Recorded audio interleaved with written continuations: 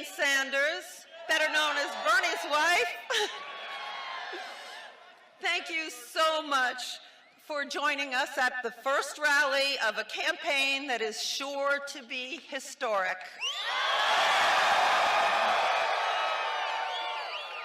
It's especially nice that it's here in Brooklyn.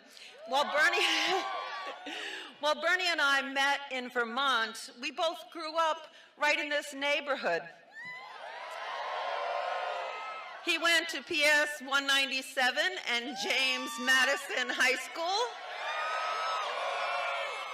And I went to PS 269 and St. Xavier High School. Although we didn't know each other then, we had very similar experiences, probably similar experiences to all the people here that are from Brooklyn. We both spent a lot of time playing stickball, running races, and just plain hanging out on the streets with the kids in our neighborhoods.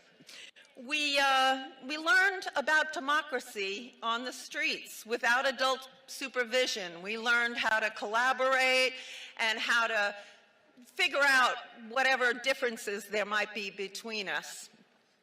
Those early years formed the values and principles that we still live by today. You know Bernie as a senator and a presidential candidate.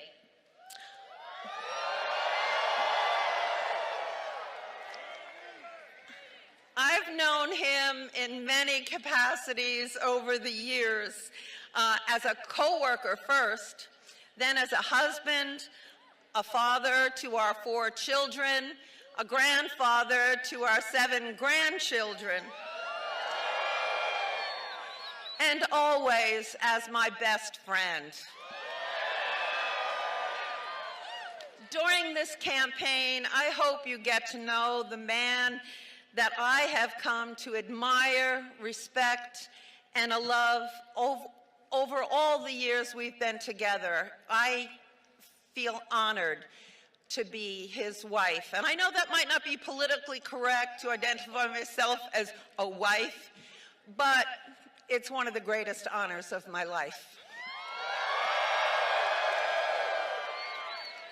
You will also hopefully get to know the man that our children, grown children, still look up to, and our grandchildren adore. Our sons, Dave and Levia, are here with us today. Our daughters, Karina and Heather, and the rest of the entire family will be with us throughout the campaign, and you'll get to meet them as well. Today is only the beginning.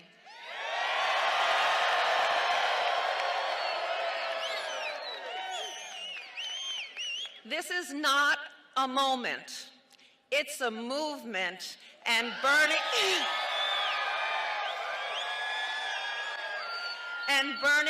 and I and our entire family are so pleased, so happy to be in it with you. Thank you so much.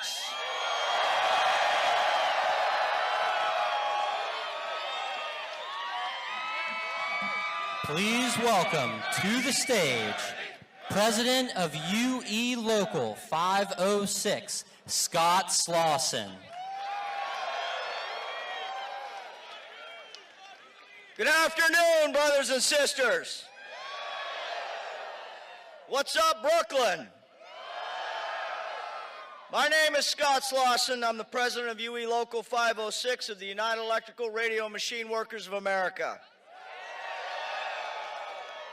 We represent 1,700 advanced manufacturing workers in the proud blue-collar town of Erie, Pennsylvania. We're a generational workforce, and I'm here today with Janet Gray from our sister local, UE Local 618, whose history and struggles parallels our own. First, on behalf of both locals, I want to say thank you to Senator Sanders for his unwavering support to our fight against Wabtec's attempts to destroy the living standards of Erie County, Pennsylvania. I wouldn't be here today if it wasn't for Bernie and our membership strike against Wabtec. His support has given our fight national attention as well as international attention. The Senator has embraced our community and our local. You are our brother, Senator Sanders, and we thank you from the bottom of our hearts. Last week, Wabtec took over General Electric Transportation Division in Erie, Pennsylvania, where we build world-class locomotives. We attempted to meet with the new company last year to start contract negotiations, and they refused. Boo. They waited till the end of January to meet with its largest and most complex unionized workforce. Instead, they were too busy running around forcing concessionary contracts down the throats of workers in smaller Wabtec facilities around the country. After a mere 7 sessions of negotiations had produced little progress, we proposed a 30-day interim agreement based on our current terms and conditions. This would have given both sides more time to negotiate a brand new contract and ensure labor peace. As I said before, we were looking for peace, they were looking for a fight. Our current terms and conditions were negotiated over the last 82 years and have made GE Transportation one of the most successful companies anywhere. The company told us today they were not interested. Today, 1,700 families are standing on a picket line in freezing cold temperatures in Erie, Pennsylvania, saying we've had enough.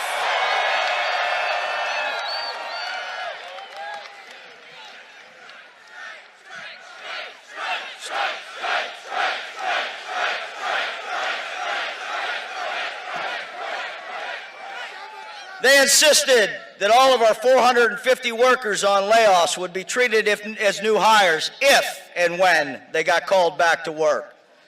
They would be paid $20,000 to $30,000 less per year for the same job. Those are wages we were making in the 90s. They would force mandatory overtime and make up to 20% of our workforce temporary. Almost 400 workers, with no union, low rates of pay, and no benefits. Again, we said we had enough. Those terms were unacceptable to us, and we will not go to work for Wabtec under those terms and conditions. These conditions don't just destroy our families, they destroy our communities. They destroy the company. You cannot have two-tier wage systems or a temporary workforce for high-skilled manufacturing employees and expect a business to be successful. We make a living wage, and for that we don't make an apology. Generations of family in Erie have fought hard to build a great standard of living for us. We're not going to throw that away for our children and the generations of the future. Just so a greedy corporation and its shareholders can take more. We know what works. With decent pay, solid benefits, and strong job protections, we make a high-quality locomotive, we turn a good profit for the company, and we provide a solid economic foundation for our community. It's that simple. If you gut the living and working conditions, not only will you hurt the members of the community, in the long run, you'll hurt the company as well. On top of all that, the company is insisting on combining our job descriptions, which puts our members' health and safety at risk. That is something we absolutely will not tolerate. Today, 85% of our workers work voluntary overtime. When you force people to work mandatory overtime, how do you expect a community to thrive? They want to force people to miss church, weddings, birthdays, Little League games. Our members want the freedom to be able to help the community, to be in their children's lives and their school activities. My union, UE, is proud to stand against forced overtime. 40 hours is enough for the employer to control your lives.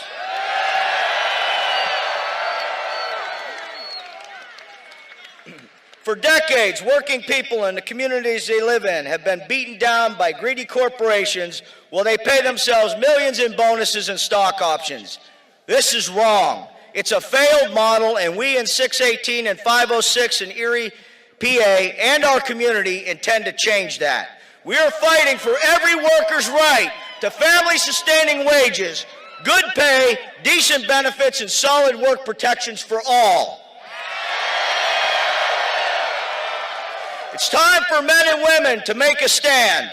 And with the help of our community, our politicians like Bernie Sanders, and the great people here today, we are making that stand. We will bring unions back to America.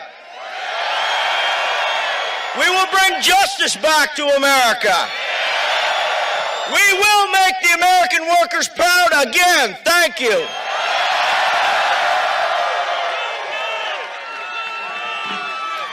Please welcome to the stage Reverend Representative Terry Alexander.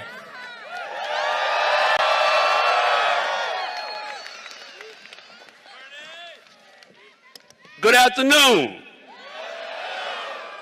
So this is how you do it in Brooklyn, huh? We need to take this all over America, right? This is how we do it. Listen, I am not from New York, and you're going to hear that in my drawl in a few minutes. I'm from the great state of South Carolina. So you may be wondering, why am I here?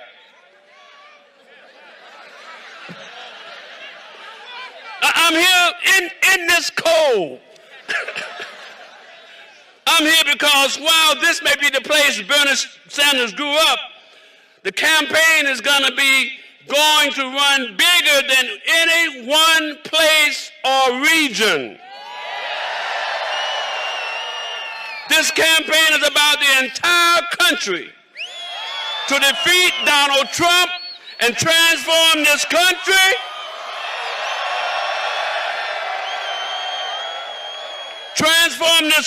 into a compassionate, progressive country we know that it can be. This campaign is about creating America that provides equal opportunity, creates equal justice under the law, and extend equal rights for all. Now, Brother Sanders, if I hope you don't mind me, I'm calling him that, did not grow up with a silver spoon in his mouth like our present president. He is the son of an immigrant whose parents struggled to make ends meet and survive right here in Brooklyn. Where we come from, and the struggles of our family shapes our worldview. And so often the work we choose to do in life will shape our world's view. Mr. Sanders coming up has shaped his world view. He understands the plight of the poor. He understands the plight of the working class. He understands the plight of the immigrants. He understands the plight of people in the North, in the South, in the East, in the West, in the middle of this country. This is going to be a precinct by precinct, ward by ward, county by county, state by state campaign. We're going to take it to the streets. We're going to take it to the streets. We're going to take it to the street. Burn, Bernie, burn. Burn, Bernie, burn. Burn. Go to work, America. Thank you very much. Please welcome to the stage Senator Nina Turner.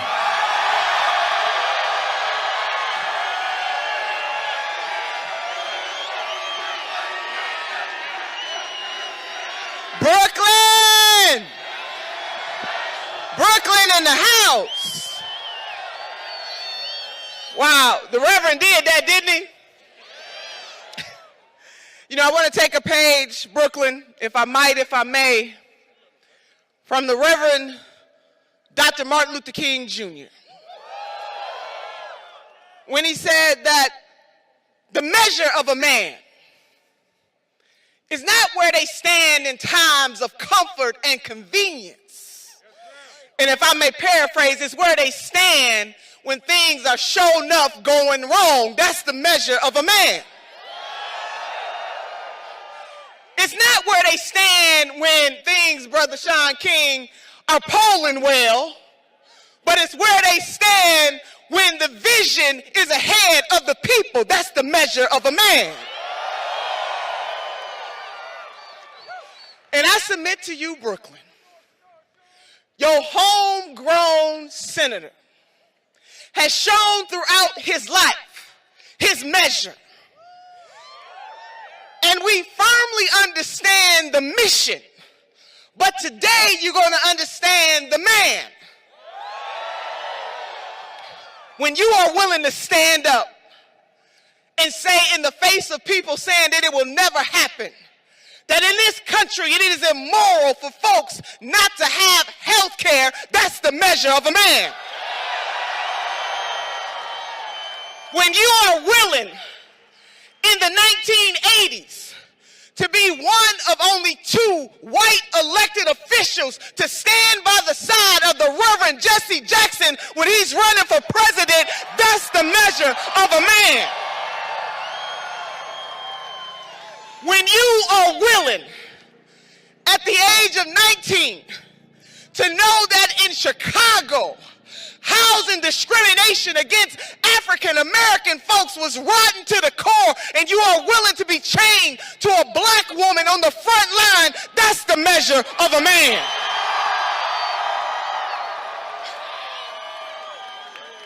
And when you are willing to go to Canton, Mississippi in 2017, Brother King, to Marshall, Mississippi with people like Brother Danny Glover, to say to the Nissan workers who are trying to unionize that you have a right to have a union and to live a good life, that's the measure of a man.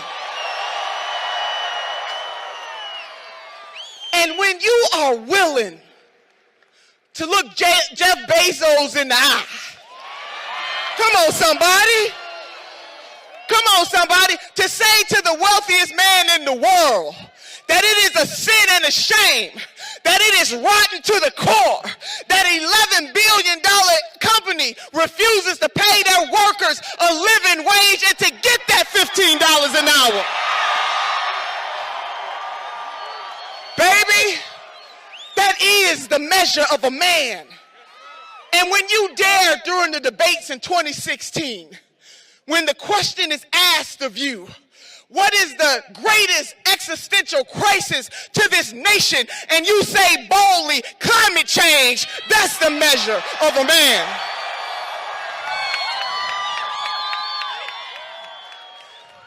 His history defines him. But it's not just about what he did in the 60s and the 80s and the 90s. It is what he is doing right now. The true measure of a man, somebody that is willing to lead, somebody that is willing to have a vision even when other folks can't see it, somebody who's willing to tell the truth, the whole truth, and nothing but the truth. So help us God. That is the measure of a man. And so I say, Brooklyn, that you should be proud that the son of this city has been standing on the front lines for a very long time, standing up for for working people in this country, black, white, brown, red, yellow, and the swirl in between. Gay, lesbian, bisexual, transgender, queer, Jew, Gentile, Christian, Buddhist, atheist, standing up for the people. That's the measure of a man. And so I submit to you that we're going to take this on home. That we're going to finish what we started in 2016. That this is a moment of transcendence. And our mission is so high, we can't get over it. And our mission is so low, we can't get under it. And our mission is so wide, we can't get around it. And with these hands, there's an African proverb that says that many hands make for light work. Can I see the hands? Can you raise your hands? All over, can you raise your hands? With these hands, we're going to transform this country in a way that they've never seen before. With these hands, we will have Medicare for all. With these hands, we will have college for all. With these hands, we will make sure that the working poor and barely middle class in this country have a system that answers to them. With these hands, we will rise.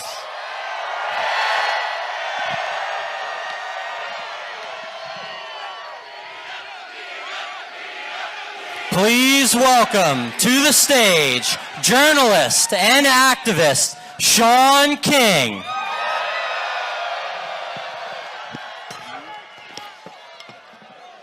Brooklyn, what's up?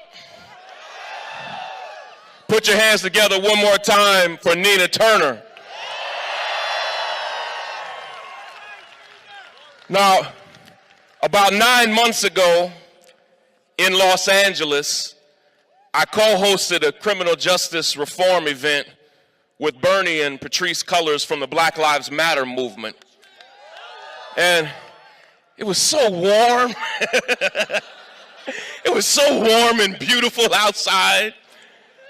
But in that event, I got the wonderful opportunity to introduce Bernie. And after I introduced him, his wife Jane and his son came up to me in tears. And they said something to me that I have never said out loud until now. They said, "Shaun, all these years, we've never heard these stories that you told about our Bernie." And I could hardly believe it. And they told me that Bernie just never wanted anybody to feel like he was using his time in the civil rights movement for his own personal gain. And the truth is, that's what we love about Bernie. But here's the thing. Because most of us never heard these stories about him growing up here in Brooklyn or being a real activist in the civil rights movement in Chicago, because we never heard those stories, for most of us in our minds, Bernie has always been a disheveled, gray-haired, bespectacled politician. Like for most of us, Bernie starts in our mind for who he is right now today. And don't get me wrong, I love who Bernie is today, but I need to tell you a little bit about how he got here. Here's why. Listen. His journey to this moment is so much of what makes him special and what makes him different. And it's his journey here, not just his political views, not just his policy plans and ideas. It's his journey to this moment that makes me trust this man with our future. Listen, Bernie Sanders was born right here in Brooklyn the same year the Holocaust began. The next year, when Bernie was just a baby boy, his uncles Jacob and Abraham, his aunt Shana, her son Leopold, were all killed in the Holocaust in Poland. Hold on, that's the wind. Right. Bernie never met them. And in the community that Bernie grew up in, right here in Brooklyn, this was a common story. Every other shopkeeper, every other neighbor had all lost huge swaths of their family to the Holocaust. And to come of age in that time, in that space, it gave Bernie a deep sense of right and wrong. But I also think that the trauma that Bernie's family faced and experienced, it also meant that you really didn't talk about your pain. It was just too hard. And right before Bernie started school here at Brooklyn College, his dear mother Dora passed away. And just 2 years into his time at the University of Chicago, his father passed away as well. And so you have this young 19-year-old man whose father narrowly escaped the Holocaust, whose parents both passed away. You have young Bernie Sanders alone in Chicago at the height of the civil rights movement. And I need you to understand that we must reject this idea that who Bernie was in the 1960s is irrelevant. I reject it. Because who you are and what you do, what you fight for, who you fight for, and who you fight against, it's always relevant. Listen, 20 years from now, 30 years from now, 40 years from now, when people step up and run for office, what they did and where they were during the Black Lives Matter movement, it will mean something. Where they were during the Muslim ban, where they were when immigrant children were being ripped away from their families, it's all going to matter.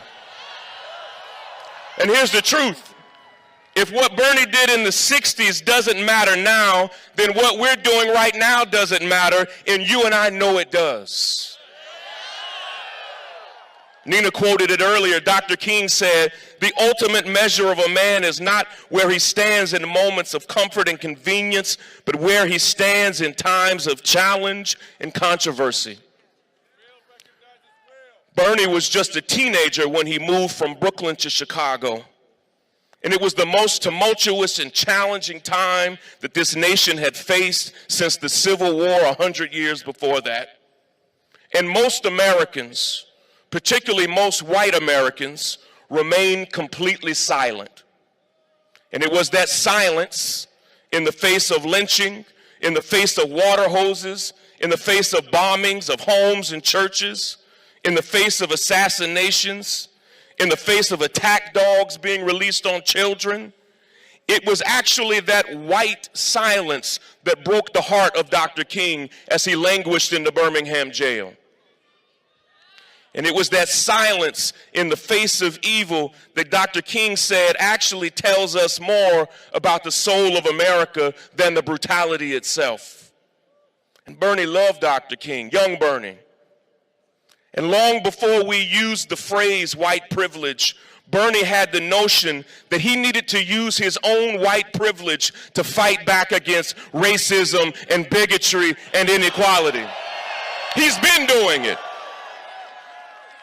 And Bernie had a desire to hold this country to a higher standard, and that feeling began to well up in Bernie as a young student at the University of Chicago.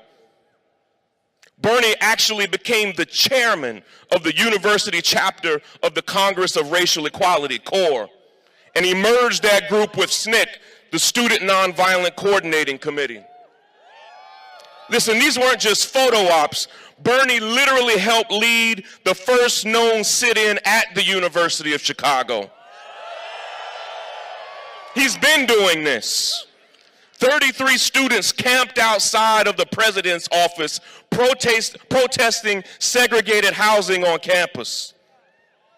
Listen, Bernie was so disturbed by police brutality in Chicago that he once spent an entire day blanketing the city with flyers on the issue, only to notice that he was being followed by police who were following him and taking down all the flyers. Listen, Bernie hates telling these stories, and he's resisted using them for political capital across the years, even when we've told him, Bernie, you've got to tell your story. It's because he does what he does because he cares. Listen, He's always felt that what he did in the 60s paled in comparison to those who were beaten or lost their lives. And so he's kept some of these powerful stories to himself. But let me tell you something. He did march with Dr. King. He attended the March on Washington, but he did even more than that. Listen, this is not some exaggerated myth. This is the origin story of a political revolutionary. Let me tell you, in 1963, just 9 years after Brown versus the Board of Education, the white power structure in Chicago was still fighting against school equality like their lives depended on it. They literally treated black children in Chicago like they had the plague. And not only were black schools underfunded, they were overcrowded and bursting at the seams. And at the same time in Chicago, every single black classroom was past capacity. Sometimes school children were sharing chairs and desks and sitting on the floors. And a report found that 382 white classrooms across Chicago were completely vacant. Mayor Richard Daley and the school superintendent, Benjamin Willis, decided that before they would allow a black child to fill a white classroom, they would start putting raggedy trailers on playgrounds and in parking lots to give space for black students. And those trailers were broken down. They were scorching hot in the summer and bitterly cold in the winter. And they would allow rats to come in and out of the trailers at will. And these awful trailers became known around Chicago as Willis wagons, named after Benjamin Willis, the school superintendent. And just a few days before the March on Washington, listen to this. In August of 1963, the city of Chicago was about to install some more Willis wagons for black school children. And a brave group of interracial local activists and organizers decided to put their bodies on the line and block the installation of those trailers. And Bernie was one of those activists. Listen, Bernie Sanders literally stood in front of bulldozers to block the installation of those Willis wagons. And as Nina said, those young activists literally chained themselves together. And out of reverence for what activists in the South were doing, Bernie has downplayed this demonstration, but it was a powerful moment in the student movement. Side by side with two black women, Bernie chained himself to them and refused to move. Listen. Even when the Chicago police told them that they were going to arrest Bernie and forcefully remove him, he refused. Even when they decided to arrest Bernie and pick him up and carry him out of that parking lot, he kicked and screamed and resisted the entire way. Have you seen that photo of the police carrying Bernie? I love that photo. He won't even let his feet touch the ground. Listen, and that photo to me is not just who Bernie was, it's who he has been his entire life. Bernie has been giving the man hell since the day he was born. He's been doing it. And for you to tell me that all of that means nothing is preposterous. It means everything. Bernie was a protester. He was an activist. He was an organizer. And he is literally the only person in the United States Senate with this story. I could tell you a dozen more stories, but I wanted to tell you who Bernie Sanders was when it counted. I wanted to tell you who he was before we knew him, before we ever felt the burn, before he ever ran for office, before he was ever a national figure. He was a fighter for the people. Listen, he has always rejected the status quo. He spoke out against apartheid in South Africa when crazily that was an unpopular thing to do. And even today, he speaks out against apartheid-like conditions in Palestine, even though it's not popular. Listen, I don't care when 45 calls him Crazy Bernie, because he is just a little crazy. And I think all of us got a little crazy in us, if you know what I mean. Here's how I was in California when Bernie Sanders went to Disneyland and literally said that he did not think that Mickey Mouse and Goofy approved of Disney not paying their workers a living wage. You got to be a little crazy to do that. Who does that? How is it that 1 in 10 of their workers had been homeless the past 2 years? That 2 out of 3 of their workers were food insecure, and 3 out of 4 of them don't even make enough money to pay their rent? Do you know how much guts it takes to call out one of the most beloved brands in America for underpaying their employees? And guess what happened? Disney announced that they are going to pay all of their workers at least $15 an hour. I don't want to hear when people say, what has Bernie done? That's what Bernie's done. On just this past September 5th, Bernie Sanders and Congressman Ro Khanna introduced a bill. It's how I know Bernie's a little crazy. They called it the Stop Bezos Act. Let's not beat around the bush. It's the Stop Bezos Act. That was on September 5th, and 3.5 weeks later, Amazon finally caved and announced they're going to pay their workers at least $15 an hour. Listen, in 2016, like so many of you, I campaigned hard for Bernie to be president. And to this day, I still believe that he would have beaten Donald Trump.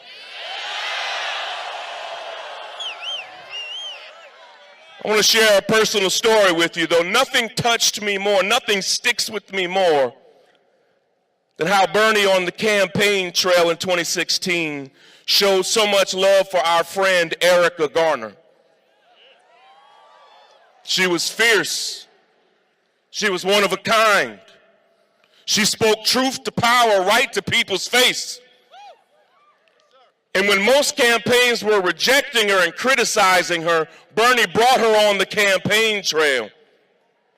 When you get home, I'd like for you to go to YouTube and search Erica Garner, Bernie Sanders campaign ad, because I think that campaign ad was the most compelling ad of 2016.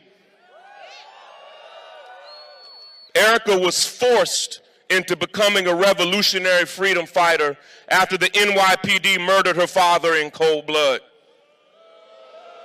I know we might be on TV right now, but Erica had a bullshit detector and she could see BS from a mile away.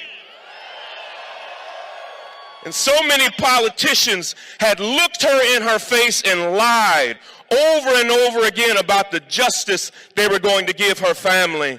And Bernie was one of the only political leaders that she trusted. And she loved him. And she gave her life fighting for justice for her father, Eric Garner. She was just 27 years old when she died of a heart attack 2 Decembers ago.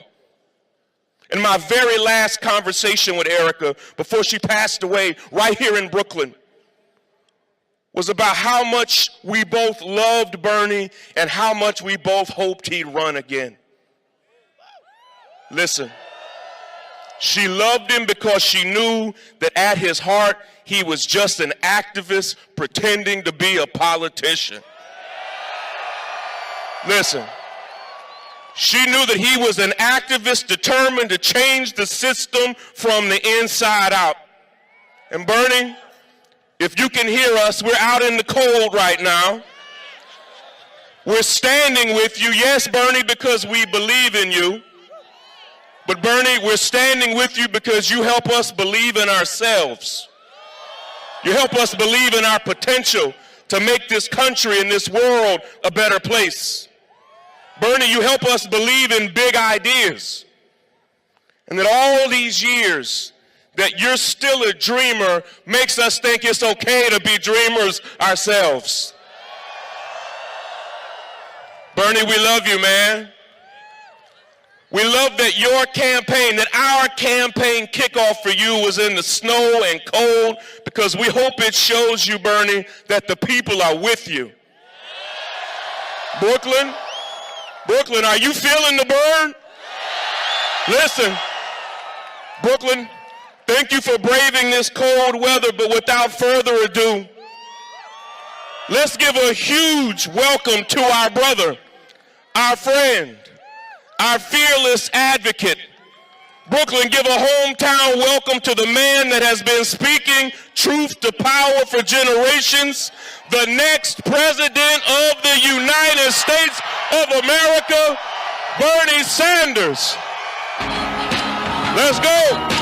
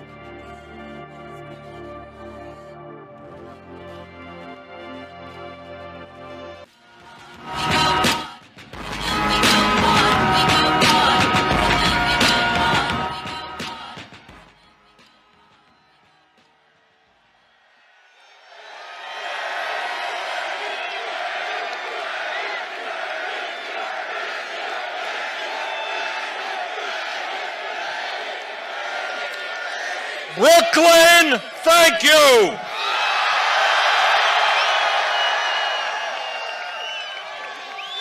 What an incredible crowd. Thank you so much.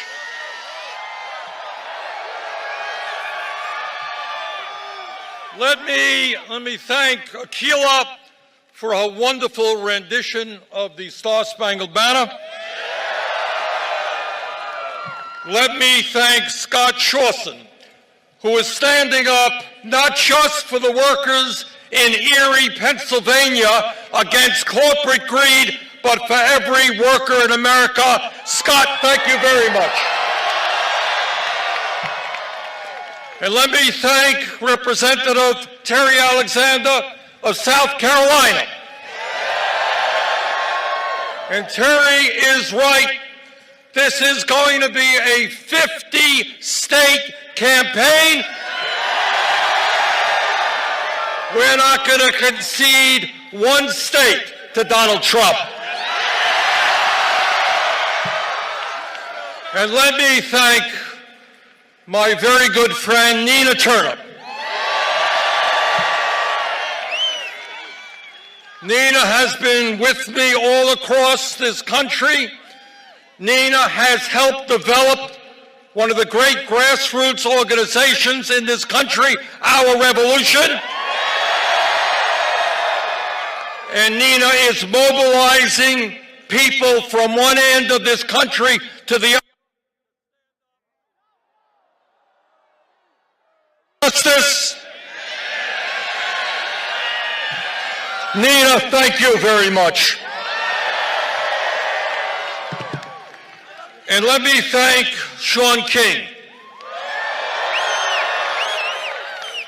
All over this country, and I'm going to say a few words about it today and more tomorrow, people understand we have a broken criminal justice system. And there are few people in America more than Sean who are fighting to change that system. Sean, thank you. And lastly, let me thank my wife and my family. Thank you, Jane and Levy and David and Heather and Karina and all my beautiful 7 grandchildren for the support you've given me.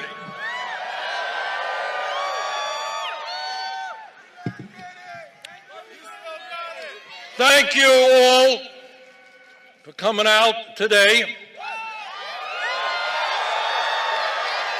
So, and let me thank the weathermen for giving us Vermont weather. Thank you.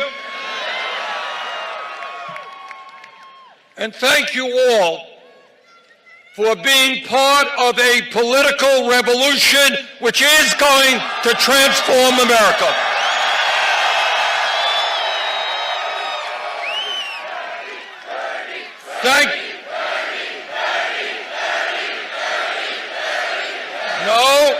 No, it is not Bernie, it is you. It's us together. And I want to thank all of you for being part of a campaign which is not only going to win the Democratic nomination, which is not only going to defeat Donald Trump, who is the most dangerous president in modern American history, but with your help, we are going to transform this country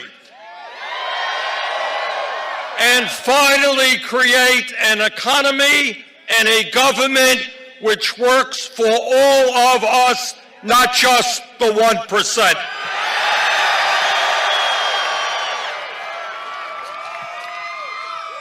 Today, at our very first rally, I want to welcome you to a campaign which says loudly and clearly that the underlying principles of our government will not be greed, hatred, and lies. It will not be racism, sexism, xenophobia, homophobia, and religious bigotry. It will not be tax breaks for billionaires and efforts to throw millions off the health care that they currently have. This campaign is going to end all of that. The principles of our government will be based on justice, on economic justice, on social justice, on racial justice, on environmental justice. Today, I welcome you to a campaign which tells the powerful special interests who control so much of our economic and political life that we will no longer tolerate the greed of corporate America and the billionaire class. Greed which has resulted in this country having more income and wealth inequality than any other major country on earth.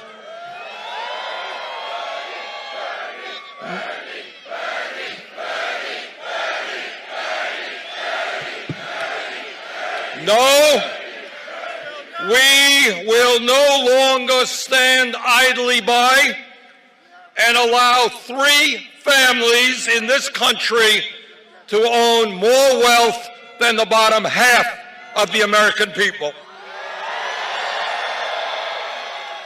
And while these families become richer, over 20% of our children live in poverty. Veterans sleep out on the streets, and senior citizens cannot afford their prescription drugs.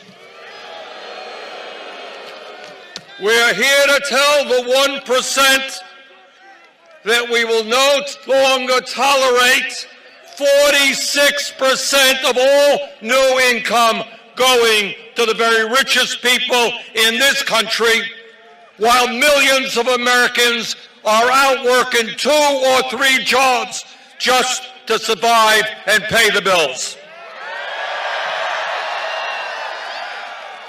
Today, we launch our fight for a political revolution, and we say to the private health insurance companies, whether you like it or not, the United States is going to join every other major country on earth and guarantee health care to all people as a right.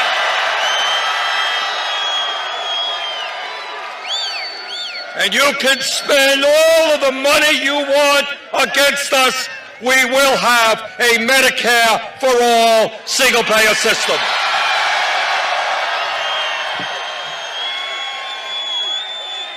And today we say to the pharmaceutical industry that you will no longer charge the American people the highest prices in the world by far for the medicine they desperately need.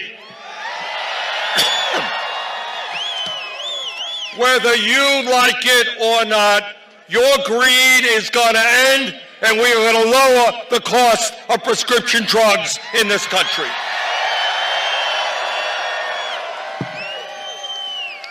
Today, we say to Walmart, to the fast food industry, and to other low-wage employers, stop paying your workers starvation wages.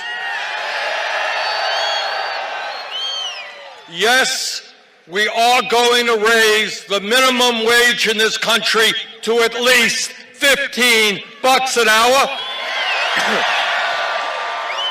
And we are going to make it easier for workers to join unions.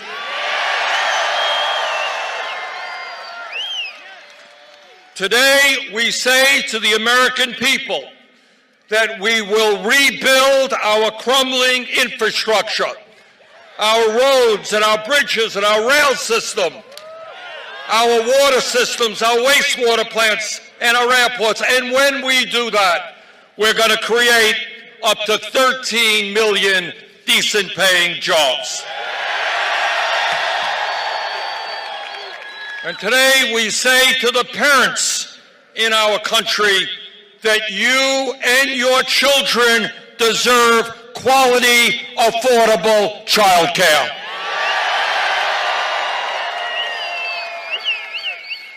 And today, here at Brooklyn College, we say to young people all over this country, We want you to get the best education you can, regardless of your income. Good jobs require a good education. And that is why we are going to make public colleges and universities tuition free.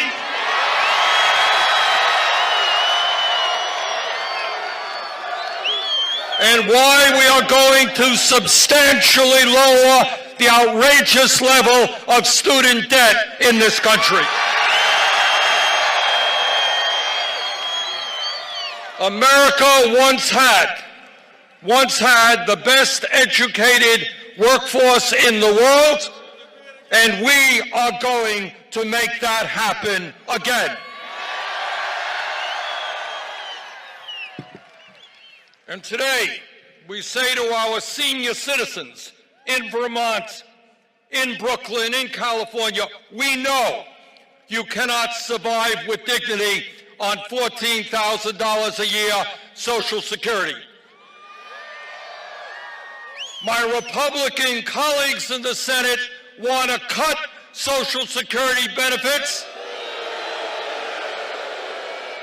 Well, we've got some bad news for them. We're going to raise Social Security benefits.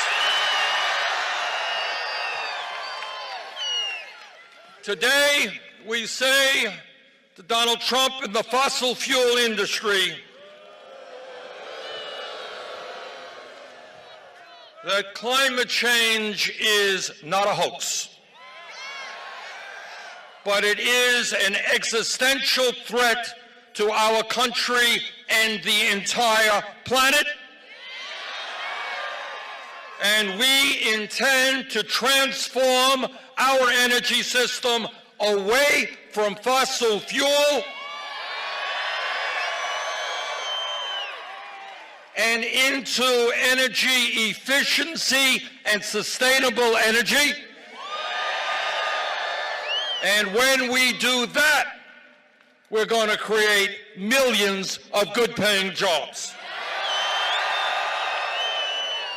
All of us and every person in this country has a moral responsibility to make certain that the planet we leave our kids and our grandchildren is a planet that is healthy and habitable.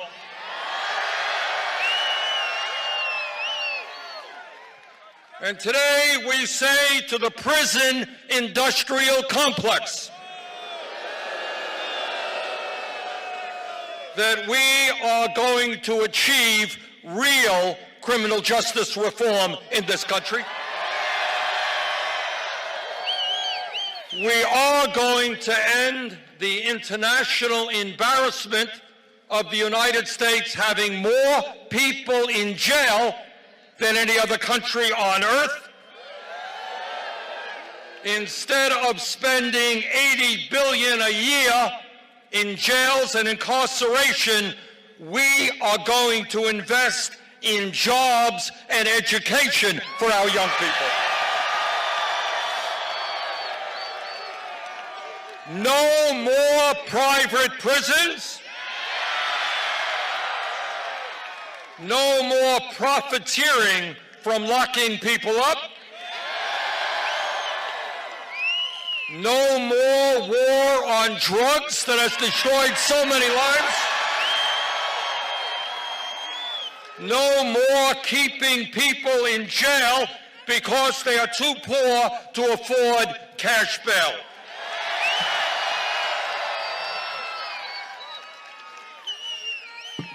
And by the way, when we talk about criminal justice reform, we are going to change a system in which tens of thousands of Americans every year get criminal records for possessing marijuana, but not one major Wall Street executive went to jail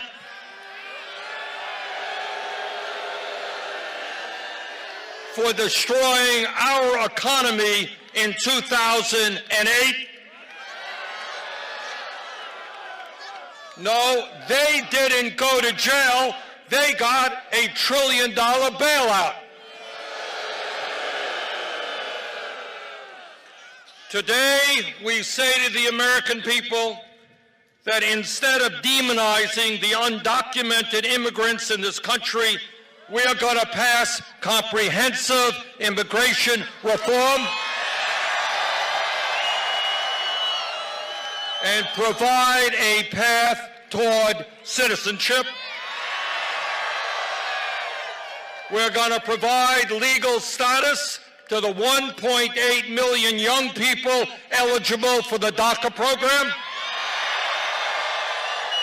and develop a humane border policy for those who seek asylum. The United States will no longer snatch babies from the arms of their mothers. Today, we say to the 1% and the large profitable corporations in America, listen up because this applies to you. We say to the 1% in large corporations that under a Bernie Sanders administration, you're not going to be getting more tax breaks. Quite the contrary. We're going to end your tax breaks and your loopholes. You are going to start paying your fair share of taxes.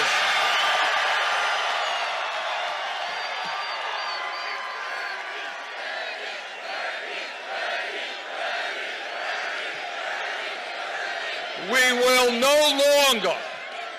will no longer accept the absurd situation where large multi-billion-dollar corporations like Amazon, Netflix, and General Motors pay nothing in federal income taxes. And we're not going to allow these corporations and the billionaires to stash their money in the Cayman Islands and in other tax havens. Yes, the wealthy and multinational corporations will start paying their fair share of taxes. We're going to end austerity for working families and bring a little austerity for the wealthy and the powerful.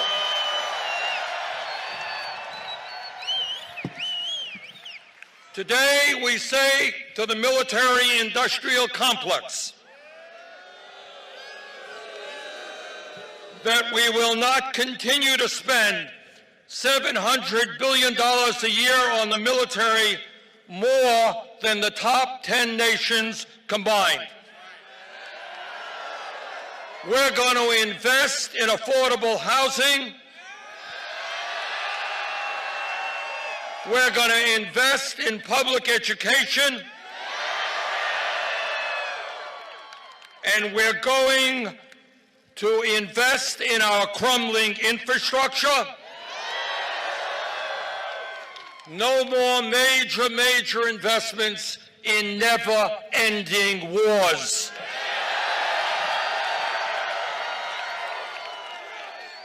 Brothers and sisters, we are going to win this election not because we have a super PAC funded by billionaires. We're going to win this election because we are putting together the strongest grassroots campaign in the history of American politics.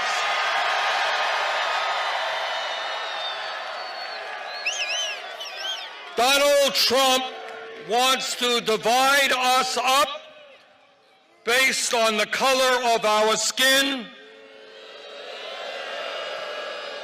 based on where we were born, based on our gender, based on our religion or our sexual orientation. What we are about is doing exactly the opposite. We're going to bring our people together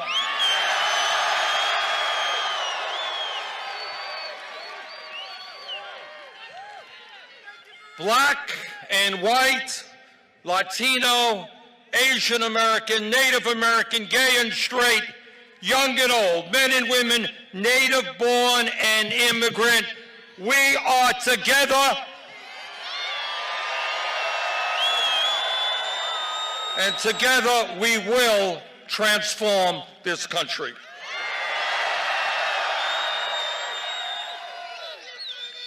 If I might take a moment as I return here to the area that I was born, let me say a few personal words. As we launch this campaign for president, you deserve to know where I came from, because family history obviously heavily influences the values that we develop as adults. I was born literally a few miles away from here on East 26th Street in Kings Highway. And my family and I lived in a 3.5-room rent-controlled apartment.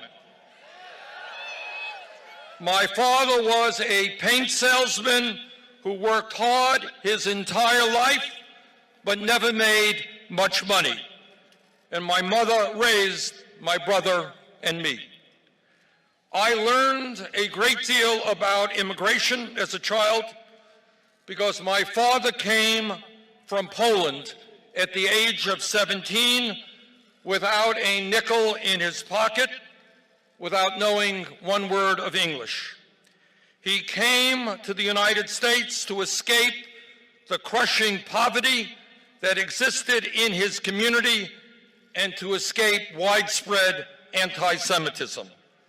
And it was a good thing that he came to this country, because virtually his entire family was wiped out by Hitler and Nazi barbarism.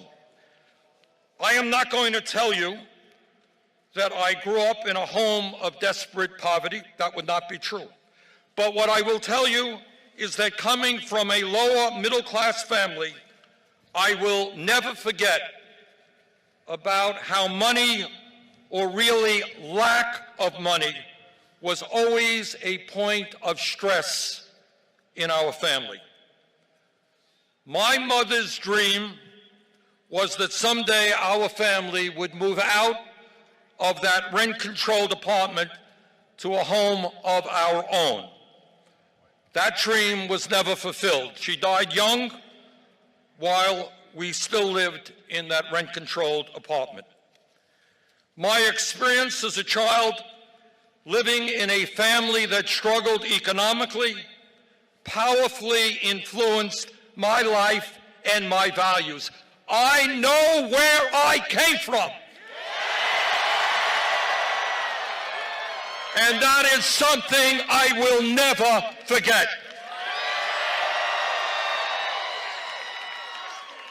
Unlike Donald Trump, who shut down the government and left 800,000 federal employees without income to pay their bills, I know what it's like to be in a family that lives paycheck to paycheck. Now, it is true, I did not have a father who gave me millions of dollars to build luxury skyscrapers, casinos, and country clubs. I did not come from a family that gave me a $200,000 allowance every year beginning at the age of 3. As I recall, my allowance was 25 cents a week. But I had something more valuable. I had the role model of a father who had unbelievable courage in journeying across an ocean with no money in his pocket to start a new and better life.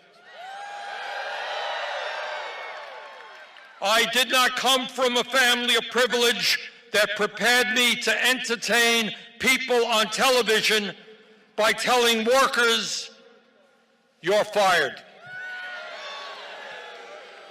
I came from a family who knew all too well the frightening power employers can have over everyday workers.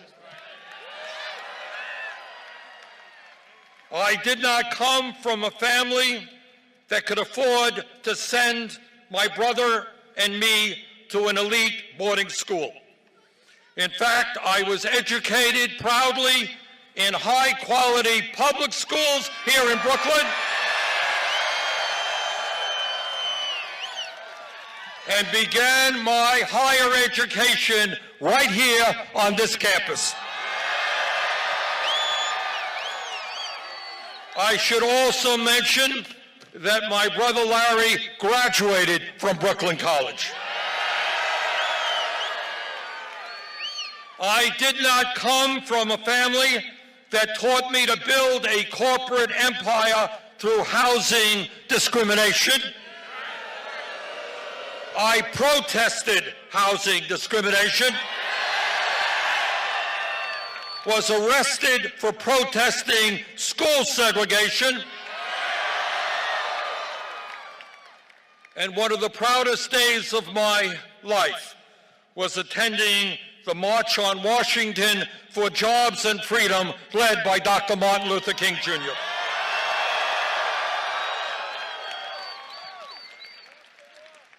Brothers and sisters, over the last 2 years and before that, you and I and millions of Americans have stood up and fought for justice in every part of our society. And we've had some successes. Together, as billionaires and large corporations have attacked unions, destroyed pensions, deregulated the banks, and slashed wages, we have succeeded in raising the minimum wage to $15 an hour in states and cities all across this country.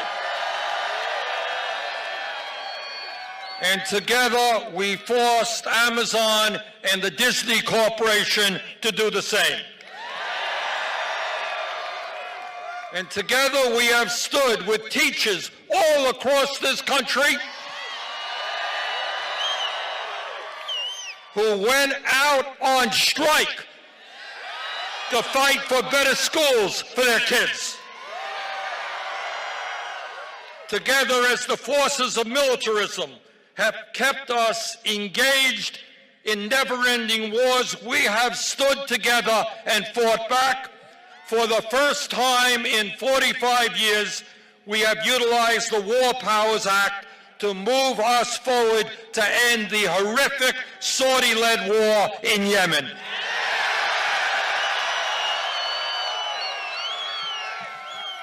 Together, as so many of our young people have received criminal records for nonviolent offenses, we have fought to end the war on drugs and have seen state after state decriminalize the possession of marijuana and are beginning to see states and communities expunge the records of those who are arrested for marijuana. We have won some victories, but clearly we have a long, long way to go. And I'm here to tell you that because all of the work we have done together, we are on the brink of not just winning an election, but transforming our country.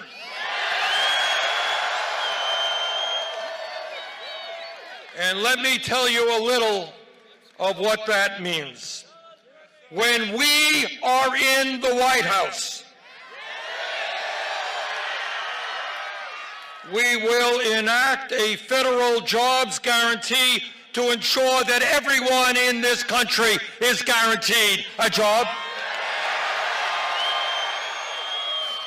There is more than enough work to be done in this country. Let's get it done. When we are in the White House, we will attack the problem of urban gentrification and build the affordable housing this country desperately needs. When we are in the White House, we will end the decline of rural America. We will reopen rural hospitals that have been closed.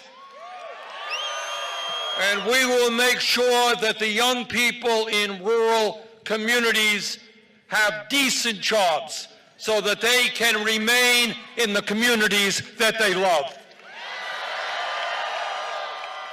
When we are in the White House, we're going to end the epidemic of gun violence in this country. And we are going to pass the common sense gun safety legislation that the overwhelming majority of Americans want to see. When we are in the White House, we're going to address not only the national disparities of wealth and income, but the racial disparities of wealth and income. We are going together to root out institutional racism wherever it exists. Not only will we end the cowardly outrage of voter suppression, we're going to make it easier for people to vote, not harder. When we are in the White House, we are going to protect a woman's right to control her own body. That decision is a woman's decision, not the federal government, not the state government, not the local government.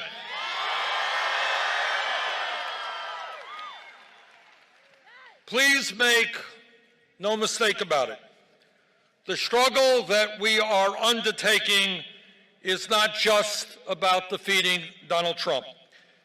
This struggle is about taking on the incredibly powerful institutions that control the economic and political life of our nation. And and let me be very specific, I'm talking about Wall Street. I'm talking about the insurance companies, the drug companies, the military-industrial complex, the prison-industrial complex, the fossil fuel industry, and a corrupt campaign finance system that enables billionaires to buy elections.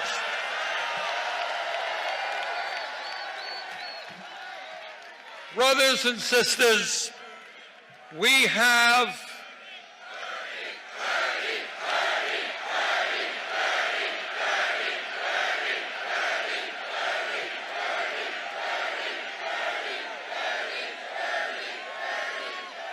Brothers and sisters, we have an enormous amount of work in front of us, and the path forward will not be easy.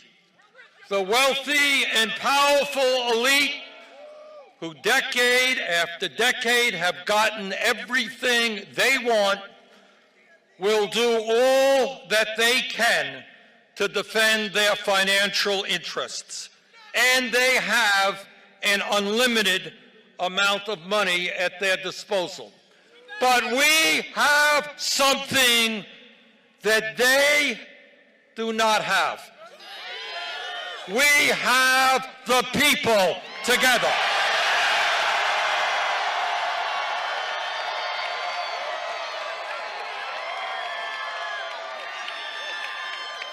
So this is what I believe. This is what I believe from the bottom of my heart. If we do not allow Trump and his friends to divide us up, if we stand together, black and white and Latino, Asian American, Native American, if we stand together, urban and rural, north, south, east, and west, if we stand together not as red state and blue state, but as working people fighting for dignity. If we stand together believing in justice and human dignity, if we stand together believing in love and compassion, if we stand together, brothers and sisters, the future of this country is extraordinary, and there is nothing we will not be able to accomplish. Thank you all very much.